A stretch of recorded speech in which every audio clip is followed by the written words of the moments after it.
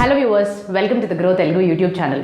ఎప్పుడు కూడా మనం పెట్టుబడి చేసే ఈ ప్రయాణంలోని మన ఇన్వెస్ట్మెంట్ జర్నీని మొదలు పెట్టడానికన్నా ముందు అసలు ఈ ఇన్వెస్ట్మెంట్ జర్నీలోని ఎంతమంది మహామహులు ఉన్నారో వాళ్ళ యొక్క అనుభవం నుంచి చాలా విషయాల్ని తెలుసుకోవాలని చాలా కుతూహలం అయితే చెందుతూ ఉంటాం. దీని ప్రకారంగా యూట్యూబ్ వీడియోస్ అని, వివిధ రకాల జర్నల్స్ అని, బ్లాగ్స్ అని చాలా విషయాల్ని చూస్తాము.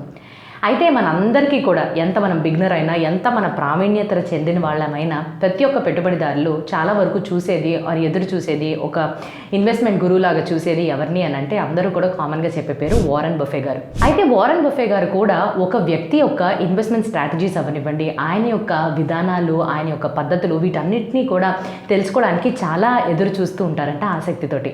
అయితే అటువంటి వాళ్ళు ఎవరు? సో నేను ఈరోజు చెప్పబోయేది అటువంటి ఇన్వెస్ట్మెంట్ గురువు నుంచి ఎటువంటి స్ట్రాటజీస్ మనము మన యొక్క ఇన్వెస్ట్మెంట్ జర్నీస్లోని అప్లై చేయొచ్చు అండ్ అటువంటి స్ట్రాటజీస్ ఏంటి అని చెప్పడానికి మీ ముందుకు వచ్చాను. అయితే ఈ ఇన్వెస్ట్మెంట్ గురువు ఎవరు?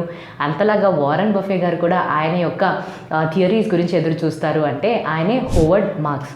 అయితే ఈ హోవర్డ్ మార్క్స్ గారు ఓక్ ట్రీ క్యాపిటల్ మేనేజ్మెంట్ యొక్క కో-ఫౌండర్ అండ్ కో-చైర్మన్గా వ్యవహరిస్తున్నారు. ఆయన యొక్క ప్రత్యేకత ఏంటి అని అంటే ఆయన డిస్ట్రెస్డ్ అసెట్స్ ఏవైతే ఉంటాయో వాటిని తీసుకుని ఆ సమస్యలు అటువంటి స్పెషల్ సిచ్యువేషన్స్లో ఉన్న ఇటువంటి కంపెనీస్ని తీసుకుని దాన్ని కూడా అవకాశాల కింద మార్చుకుని ఆయన యొక్క నెట్ వర్త్ కానీ చూస్తే ఈ రోజుకి $2.2 బిలియన్ విలువ చేస్తుందంట.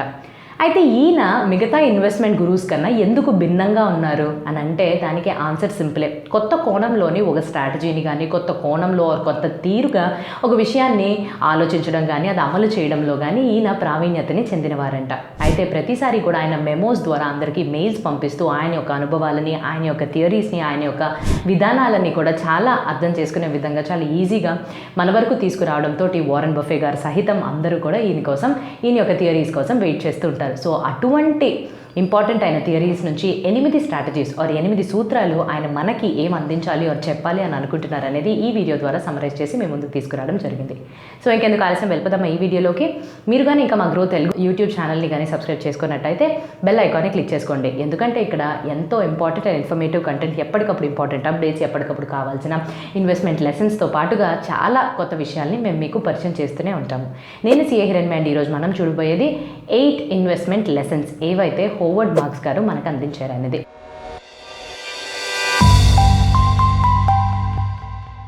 మొట్టమొదటిది రిస్క్ మేనేజ్మెంట్. అయితే ఆయన ఏమంటున్నారంటే రిస్క్ని ఏదో మనం మార్కెట్స్ యొక్క వాలటాలిటీగా పైకి వెళ్తాయి కిందకు వస్తాయి ఇలా చూడకుండా మీరు మీ డబ్బుల్ని పెట్టుబడి చేసేటప్పుడు ఈ రిస్క్ అనే దాన్ని కానీ మీరు కన్సిడర్ చేయకపోతే ఇది ఒక హెచ్చరికగా తీసుకోవాలి. లేకపోతే మీరు పెట్టుబడి చేసే డబ్బులు మొత్తం కోల్పోయే అవకాశాలు కూడా ఉన్నాయి అని అంటున్నారు. అయితే ఇటువంటి ప్రమాదకరమైన రిస్క్ని మనం పూర్తిగా అవాయిడ్ చేయలేము. సో దీన్ని మనం మేనేజ్ చేయడం నేర్చుకోవాలి. సో మేనేజ్ని ఎలా చేయాలి? దీనికి ఆయన మళ్ళీ 5 స్టెప్స్ని మన ముందుకు తీసుకొచ్చారు. ఏంటా స్టెప్స్? మొట్టమొదటిది మీ యొక్క పరిస్థితుల్ని బట్టి అసలు మీరు ఎంతవరకు రిస్క్ని టాలరేట్ చేయగలుగుతారు. రిస్క్ టాలరెన్స్ లెవెల్ని ఫస్ట్ కనుగొనాలి. ఇలా కనుగొన్న తర్వాత మీ యొక్క పోర్ట్ఫోలియోని డైవర్సిఫై చేసుకోవాలి. ఎప్పుడన్నా ఎక్కువ డైవర్సిఫై అంటే వివిధ రకాల విషయాల్లో కానీ మీరు పెట్టుబడి చేసినట్టయితే మీ రిస్క్ తగ్గుతుంది. ఎంత ఎక్కువ డైవర్సిఫై చేస్తే అంత రిస్క్ని తగ్గించుకోవచ్చు. ఇలా మీరు ఏర్పరచుకున్న పోర్ట్ఫోలియో ఏదైతే బాగా డైవర్సిఫైడ్గా ఉందో దాన్ని అలాగే వదిలేయకుండా ఎప్పటికప్పుడు దాన్ని చెక్ చేసుకుంటూ ఉండాలి, రీబ్యాలెన్స్ చేసుకుంటూ ఉండాలి. మీ యొక్క లక్ష్యాలని చేరుకుంటుందా లేదా, ఏమన్నా కొన్ని స్టాక్స్ నుంచి బయటికి రావాలా, ఏదన్నా కొన్ని స్టాక్స్ని యాడ్ చేయాలా, ఇటువంటి డెసిషన్స్ ఎప్పటికప్పుడు తీసుకోవాలి.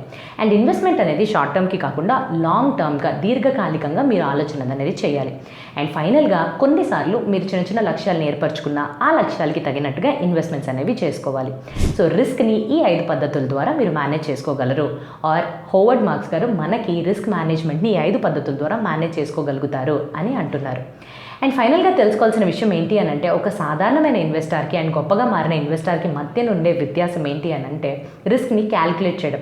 ఈ రిస్క్ తీసుకుంటే మనకు అంతకు తగినట్టు రిజల్ట్ వస్తుందా, ఫలితం అనేది ఉంటుందా, అది వర్తేనా కాదా అని ఆలోచించి ఒక స్టెప్ ముందుకు వేసిన వాళ్ళే గొప్పగా ఇన్వెస్టర్స్ అయ్యారంట.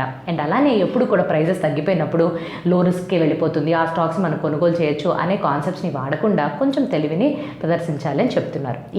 ఇది మొట్టమొదటి సూత్రం ఈయన మనకి అందించింది. రెండవ సూత్రం కాంట్రరీగా ఆలోచించాలి అని అంటున్నారు. కాంట్రరీ అంటే ఏంటి? అందరికన్నా భిన్నంగా. మెజారిటీగా ఏం చేస్తున్నారో దాన్ని మనం తీసుకుని ఎందుకు చేస్తున్నారో కనిపెట్టి అసలు ఎక్కడ తప్పు చేస్తున్నారో అని తెలుసుకోవాలి. ఈ పర్టికులర్ నేపథ్యంలో ఇదే కాంట్రేరియన్ కాన్సెప్ట్ని మనం ఫాలో అయి వెళ్తున్నప్పుడు ఏవైతే చాలా వరకు మనము సర్లే ఇది చిన్న స్టాక్ కదా, దీని గురించి మనకు తెలియదు, అసలు పేరే తెలియని స్టాక్ని ఏం చూస్తాము, ఇప్పుడిప్పుడే పెట్టిన కంపెనీని ఏం చూస్తాం, ఇటువంటి వాటిని వదిలేస్తూ ఉంటాము కదా. అటువంటి వాటిని మనం గ్రహించుకుని వాటి మీద కొంచెం రీసెర్చ్ చేసి కానీ మనం ఇన్వెస్ట్మెంట్ చేసినట్టయితే తప్పకుండా మనకి ఏదో ఒక విధంలోని ఫలితం అనేది లభిస్తుందని చెప్తున్నారు. సో దీనికి ఆయన కాంట్రరీగా ఉండడం ఎలాగా, ఉన్నదానికన్నా భిన్నంగా ఉండడం ఎలాగా అంటే దానికి 4 సూత్రాలు మళ్ళీ చెప్పారు. ఏమంటున్నారంటే మొట్టమొదటి ఏవైతే స్టాక్స్ కొత్తగా చాలా తక్కువ మందికి తెలుసో అటువంటి స్టాక్స్ని తీసి ఫస్ట్ స్కాన్ అనేది చేయాలి. ఈ కంపెనీస్ ఏవైతే అండర్ వాల్యూడ్గా ఉంటాయో వాటి మీద ఇంకొంచెం రీసెర్చ్ చేయాలి. ఎప్పుడన్నా న్యూస్లోని కొన్ని కంపెనీస్కి సంబంధించిన కాంట్రవర్సీస్ కానీ ఆర్ స్పెషల్ సిచ్యువేషన్స్లోని కంపెనీని ఎత్తేస్తారు ఆర్ సంథింగ్, అటువంటి వాటిని కన్సిడర్ చేసి అసలు ఇందులోని మనకుండే పెట్టుబడి చేసే అవకాశాలు ఏంటి అనేవి చెక్ చేసుకోవాలి. అండ్ డిస్ట్రెస్డ్ సెక్టార్స్ అనేవి ఉంటాయి కదా, వాటిలో కూడా ఎక్కువ మోతాదులో అని అంటే మన యొక్క పరిస్థితికి తగ్గట్టుగా ఇన్వెస్ట్మెంట్స్ అనేది చేసాము అని అంటే తప్పకుండా అది ఫలిస్తుంది అని అంటున్నారు. సో అందరికన్నా భిన్నంగా అంటే నేను అందరికన్నా డిఫరెంట్ అనే ఒక పొగరుతో కాకుండా అందరూ ఏవైతే సాధారణంగా కోల్పోతారో వీటిని సరిగ్గా చూడరో అటువంటి అవకాశాలని గ్రహించుకోవడం అనమాట. సో దీనికి దానికి చాలా వ్యత్యాసం అనేది ఉంటుంది. సో కాంట్రరీగా ఏవైతే మనము జనరల్ రూల్గా ఫాలో అయిపోతూ మెజారిటీ ఎలా వెళ్ళిపోతున్నారు అని చెక్ చేసుకుంటున్నప్పుడు మిస్ అయ్యే ఛాన్సెస్ ఆర్ మిస్ అయ్యే కంపెనీస్ మంచివి మల్టీ బ్యాగర్స్వి ఉంటాయి కదా, అటువంటి వాటిని మనం ఎలా గ్రహించాలి అనేది చెప్తున్నారు. ఇప్పుడు ఆయన మనకి చెప్పే 3వ సూత్రం, మార్కెట్ అనేది సైకిల్స్కి గురవుతుంది, అప్స్ అండ్ డౌన్స్ అనేవి ఉంటూనే ఉంటాయి, ఆటుపోట్లని ఎదుర్కొంటుంది. కాకపోతే ఆయన ఇన్వెస్టింగ్ సూత్రంగా ఇంకో విషయం ఏం చెప్తున్నారు అని అంటే మొట్టమొదటి మనం గ్రహించుకోవాల్సిన విషయం మార్కెట్ అనేవి సైకిల్స్కి గురవుతాయి.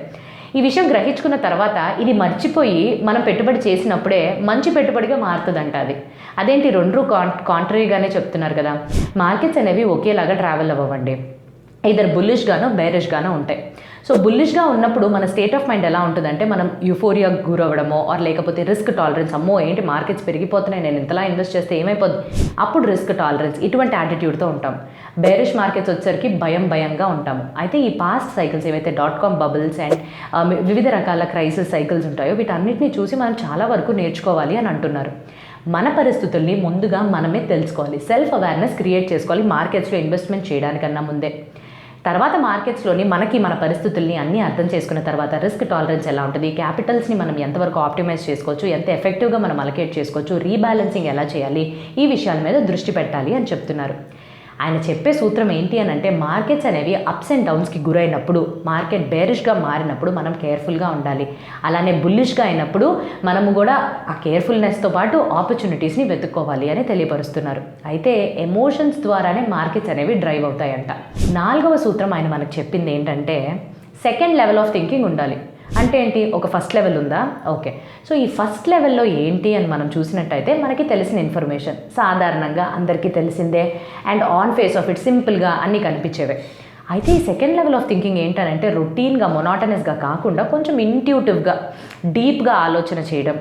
అండ్ ఇది మనకి పక్క వాళ్ళకి వర్కౌట్ అయింది కాబట్టి మనకు కూడా వర్కౌట్ అవ్వాలనే రూల్ అయితే ఎక్కడా ఉండదండి. ఒక్కొక్కళ్ళకి భిన్నంగా, ఒక్కొక్కళ్ళకి ఒక్కొక్కరికి సరిపోయే విధంగా కొన్ని థియరీస్ టెక్నిక్స్ అనేవి ఉంటాయి, అవి మనం కనుక్కోవాలి. సో దాన్ని కనుక్కోవడానికి యూజువల్గా రొటీన్గా ఆలోచిస్తే సరిపోదు, సెకండ్ లెవెల్ థింకింగ్ వరకు వెళ్ళాలి అని చెప్తున్నారు.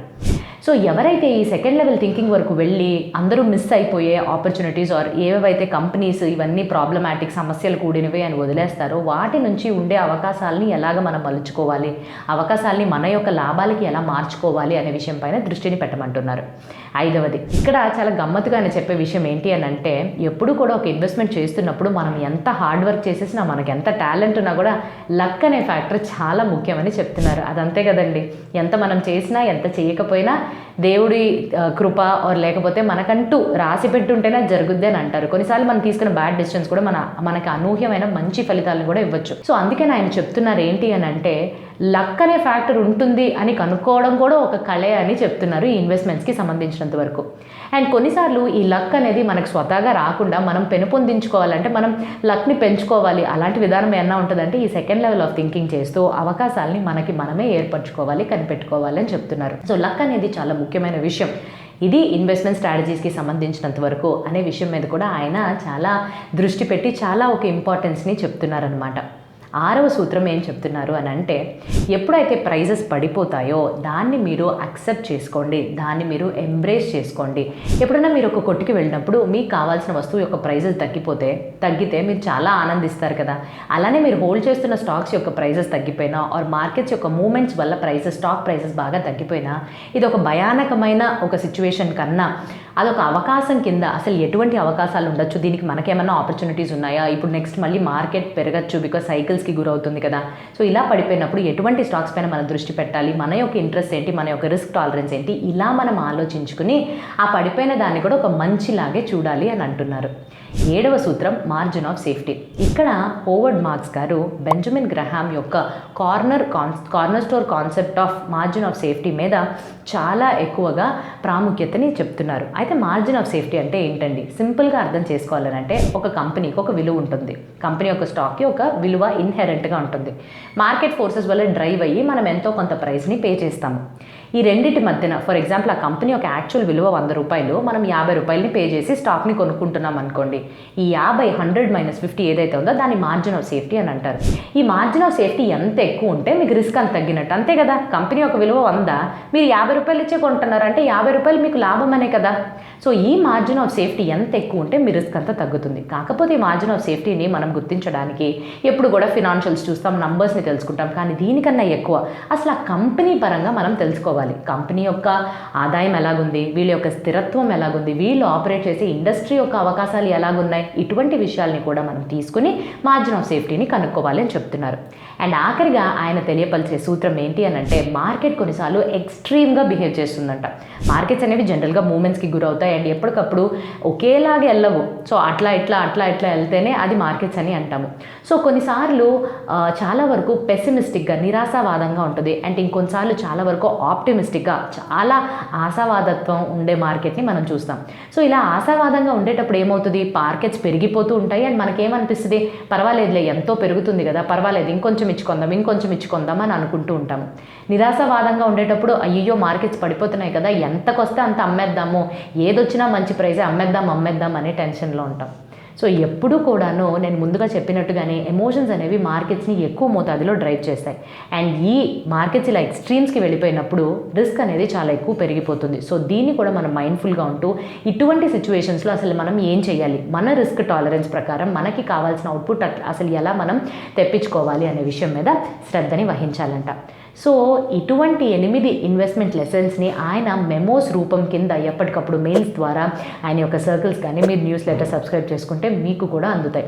అండ్ ఇంకా ఎక్కువగానే తెలుసుకోవాలి అని అనుకుంటే ఆయన 2 పుస్తకాలు రాశారండి. మాస్టరింగ్ ద మార్కెట్ సైకిల్స్ ఒకటి and the most important thing illuminated అనే పుస్తకం. సో ఇంకా ఎక్కువగానే తెలుసుకోవాలి, ఆయన అసలు ఎలా చెప్పారు, ఏం చెప్పారు, ఆయన యొక్క వినూత్నమైన పద్ధతులు ఏంటి, ఇవన్నీ తెలుసుకోవాలి అన్నట్టు ఈ బుక్స్ని కూడా చదివి మీరు ఇంకా కూడా జ్ఞానాన్ని పెంచుకోవచ్చు.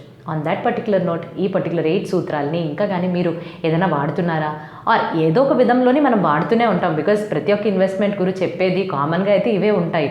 కాకపోతే స్పెసిఫిక్గా ఈయన చెప్పేది ఆర్ మనం గ్రహించాల్సిన విషయం 2 కాంట్రరీగా మనం ఆలోచించాలి అండ్ అలానే మార్కెట్ యొక్క మూవ్మెంట్స్ అండ్ ఆ సైకిల్స్ ప్రకారంగా మనం ఎలా రియాక్ట్ అయ్యి మన యొక్క ఇన్వెస్ట్మెంట్ జర్నీని నడిపించాలనేది. అండ్ ఆన్ దట్ నోట్ ఈ వీడియో మీకు నచ్చుంటుంది అని ఆశిస్తూ ఇంకా మంచి వీడియోతో మేము ముందుకు రావడానికన్నా ముందు have a happy and a very safe investing.